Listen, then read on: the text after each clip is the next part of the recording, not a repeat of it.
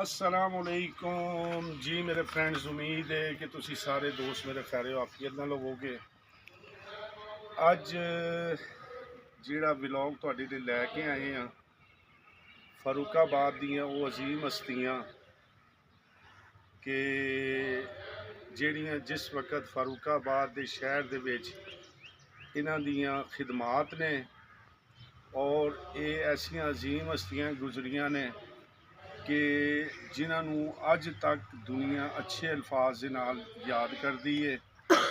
तो मैं शायद अज की नवी जनरेशन जिहड़ी है वो इन्हां तो वाकफ ना होवे, लेकिन ये वो लोग हुंदे सी जदों ये दुनिया ते जिंदा सी और इन्होंने जिंदगियां भी गुजारियां, अपने नाम भी पैदा किए और लोग दिली इन्हां दी रिस्पैक्ट करते सी और अज भी इन्हां दा नाम इज्जत और एहतराम दे नाल लिया जाता है।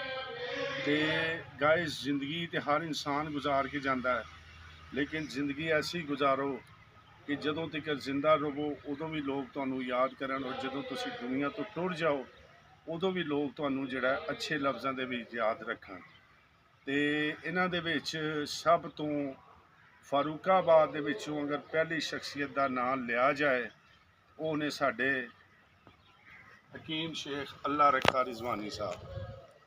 ठीक है जी, ए तुसी तुरबत मुबारक उन्होंने वेख रहे होवोगे।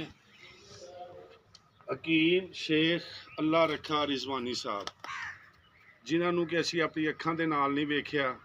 इन्हां दे साहबजादे ने जिहड़े अजकल हकीम शेख जावेद इकबाल साहब और बाकी मेम्बरान भी, लेकिन जिहड़े लोग इन्हां कोल आंदे रहे और जिहड़े इन्हां कोल इलाज मुआलजा करवाते रहे, अज तक इन्हों दुनिया तो गया भी मेरा ख्याल है 50-60 साल हो गए ने। साढ़े वो सब तो पहले की गल है, लेकिन अज भी वो इन्हों के इन्ने अच्छे अल्फाज नाल जिक्र करते हैं कि यकीन करो दिल में सुकून आ जाता है। और कोशिश करने कि जिस तरह की ये जिंदगी गुजार के गए इस तरीके नाल असी भी जिंदगी गुजारीए, ताकि जान तो बाद भी लोग सानू इन जिस तरह लोग अज इन्हों याद करते हैं उस तरीके नाल याद करन। हुण इस तो बाद अगली हस्ती की कबर तुहानू विखाने हैं।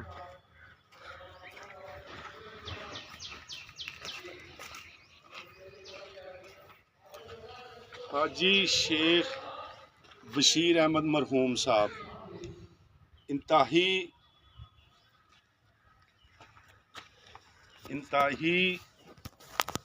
प्यार करने वाले मेरे उस्तादां दे विचों भी ने और बहुत ज़्यादा जनाब अखलाक की इन्हां दी अखलाक सी, इन्हां दा एक प्यार सी जिहदी वजह तो हर छोटा वड्डा इन्हां दा एक एहतराम करदा सी।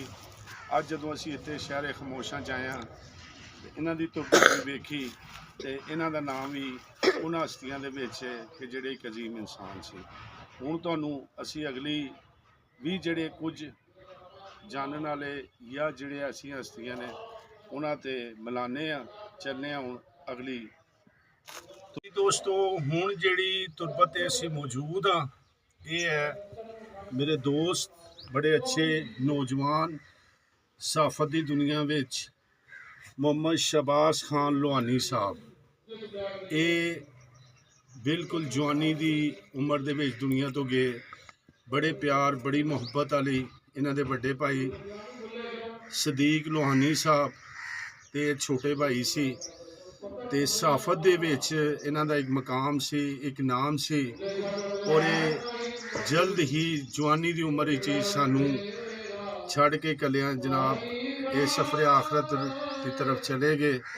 ये भी वो अर्दिल शख्सियत सी जिहड़ी थोड़ा अरसा दुनिया ते रही, लेकिन अच्छे अखलाक अच्छी सिफत दे नाल लोग अजे भी इन्हों याद करते हैं, इन्हां नाल प्यार करते हैं। ये सी मोहम्मद शहबाज खान लोहानी साहब। आओ हुण अगली ते चलते हैं जी जनाब। हुण जिहड़ी तुरबत ते असीं मौजूद हाँ वो है जनाब फारूकाबाद के पहले MBBS डॉक्टर मोहम्मद रफीक अंजम साहब। देखते हो पे ये डॉक्टर रफीक अंजम फारूकाबाद की सरजमीन ते पहले MBBS डॉक्टर सी कि जिहड़े आए। इस तो पहले जिन्ने भी हकीम हजरात या डिस्पेंसर हजरात से, लेकिन ये ਫਾਰੂਕਾਬਾਦ ਦੇ ਪਹਿਲੇ MBBS ਡਾਕਟਰ ਆਏ ਔਰ तमाम ਉਸ ਵਕਤ ਦੀਆਂ ਜਿਹੜੀਆਂ ਜਦੀਦ ਸਹੂਲਤਾਂ ਸੀ ਉਹ ਫਾਰੂਕਾਬਾਦ ਵਿੱਚ ਇਹ ਲੈ ਕੇ ਆਏ ਔਰ ਲੋਕਾਂ ਦੀ ਇਹਨਾਂ ਨੇ ਵੀ ਬੇਸ਼ੁਮਾਰ ਖਿਦਮਤ ਕੀਤੀ ਔਰ ਦੀਨੀ ਔਰ ਰਫਾਈ ਕੰਮਾਂ ਦੇ ਵਿੱਚ ਵੀ ਇਹਨਾਂ ਨੇ ਵੱਧ ਚੜ੍ਹ ਕੇ ਹਿੱਸਾ ਲਿਆ।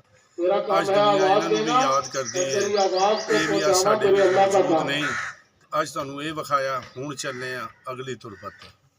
ਲੋ ਜੀ, ਹੁਣ ਅਸੀਂ ਮੌਜੂਦ ਹਾਂ ਮਾਸਟਰ ਮੁਹੰਮਦ ਹੁਸੈਨ ਤਾਰਕ ਸਾਹਿਬ ਦੀ ਤੁਰਬਤ 'ਤੇ, ਜਿਹੜਾ ਕਿ ਤੁਹਾਡੇ ਫਾਰੂਕਾਬਾਦ ਦੇ ਵਿੱਚ ਨੋਖਰ ਰੋਡ 'ਤੇ ਮਦਰਸਾ ਸ਼ੇਰੇ ਰਬਾਨੀ, ਉਹ ਜਨਾਬ ਉਹਦੇ ਬੁਨਿਆਦ ਰੱਖਣ ਵਾਲੇ ਆ ਮਾਸਟਰ ਸਾਹਿਬ ਸੀ, ਮਾਸਟਰ ਵੀ ਸੀ ਔਰ ਦੀਨੀ ਔਰ ਦੁਨਿਆਵੀ ਕੰਮਾਂ ਦੇ ਵਿੱਚ ਵੱਧ ਚੜ੍ਹ ਕੇ ਹਿੱਸਾ ਲੈਣ ਵਾਲੇ ਅੱਜ ਇਹ ਵੀ ਸਾਡੇ ਵਿੱਚ ਮੌਜੂਦ ਨਹੀਂ ਹੈ। ਔਰ ਕਈ ਤਾਲਿਬ ਇਲਮ ਔਰ ਕਈਆਂ ਨੂੰ ਇਲਮ ਦੇ ਜ਼ੇਵਰ ਨਾਲ ਰਾਸਤਾ ਕਰਕੇ ਔਰ ਅੱਜ ਇਹ ਦੁਨੀਆ 'ਤੇ ਐਸਾ ਅਮਲ ਕਰਕੇ ਗਏ ਨੇ ਕਿ ਉਹ ਮਦਰਸਾ ਕਾਇਮ ਦਾਇਮ ਹੈ ਔਰ ਮਾਸ਼ਾਅੱਲਾ ਬਹੁਤ ਅੱਛੇ ਤਰੀਕੇ ਨਾਲ ਚੱਲਦਾ ਪਿਆ। ਅਤੇ ਅਸੀਂ ਉਮੀਦ ਇਹ ਵੀ ਕਰਨੇ ਹਾਂ ਕਿ ਉਹਦਾ ਵੀ ਅਜਰ ਓ ਸਵਾਬ ਇਹਨਾਂ ਨੂੰ ਜ਼ਰੂਰ ਮਿਲਦਾ ਹੋਏਗਾ। ਗਾਇਜ਼, ਉਮੀਦ ਹੈ ਅੱਜ ਦੀ ਇਹ ਵੀਡੀਓ ਤੁਹਾਨੂੰ ਜ਼ਰੂਰ ਪਸੰਦ ਆਈ ਹੋਏਗੀ। ਇੱਕ ਗੱਲ ਯਾਦ ਰੱਖੋ ਕਿ ਅਗਰ ਇਹ ਲੋਕ ਦੁਨੀਆ 'ਤੇ ਨਹੀਂ ਰਹੇ ਤੇ ਰਹਿਣਾ ਅਸੀਂ ਵੀ ਨਹੀਂ, ਲੇਕਿਨ ਦੁਨੀਆ 'ਤੇ ਕੁਝ ਨਾ ਕੁਝ ਐਸੇ ਅਮਾਲ ਜ਼ਰੂਰ ਕਰਕੇ ਜਾਈਏ ਕਿ ਕੱਲ੍ਹ ਨੂੰ ਸਾਨੂੰ ਵੀ ਲੋਕ ਜਿਹੜਾ ਅੱਛੇ ਤੋਂ ਅੱਛੇ ਲਫ਼ਜ਼ਾਂ ਦੇ ਵਿੱਚ ਯਾਦ ਕਰਨ, ਜਾਂ ਕੋਈ ਐਸਾ ਅਮਲ ਕਰਕੇ ਜਾਈਏ ਜਿਹੜਾ ਕਿ ਅਸੀਂ ਇਸ ਦੁਨੀਆ ਤੋਂ ਟੁਰ ਵੀ ਜਾਈਏ ਤੇ ਉਹਦਾ ਅਜਰ ਸਵਾਬ ਸਾਨੂੰ ਮਿਲਦਾ ਰਹੇ। ਉਮੀਦ ਹੈ ਅੱਜ ਦਾ ਇਹ ਵਲੌਗ ਤੁਹਾਨੂੰ ਬਹੁਤ ਪਸੰਦ ਆਇਆ ਹੋਵੇਗਾ। ਅਗਰ ਇਹ ਮੇਰੀ ਮਿਹਨਤ ਔਰ ਕਾਬਿਸ਼ ਤੁਹਾਨੂੰ ਪਸੰਦ ਆਵੇ ਤਾਂ ਬਰਾਏ ਮਿਹਰਬਾਨੀ ਇਸ ਮੇਰੀ ਵੀਡੀਓ ਨੂੰ ਜ਼ਿਆਦਾ ਤੋਂ ਜ਼ਿਆਦਾ ਲਾਈਕ ਵੀ ਕਰੋ, ਸ਼ੇਅਰ ਵੀ ਕਰੋ, ਤੇ ਜਿਹਨੇ ਅਜੇ ਤੱਕ ਮੇਰੇ ਚੈਨਲ ਨੂੰ ਸਬਸਕ੍ਰਾਈਬ ਨਹੀਂ ਕੀਤਾ ਉਹ ਸਾਡੇ ਚੈਨਲ ਨੂੰ ਜ਼ਰੂਰ ਸਬਸਕ੍ਰਾਈਬ ਕਰੋ। ਮਿਲਨੇ ਆ ਨਵੀਂ ਵੀਡੀਓ ਦੇ ਨਾਲ। अस्सलाम वालेकुम।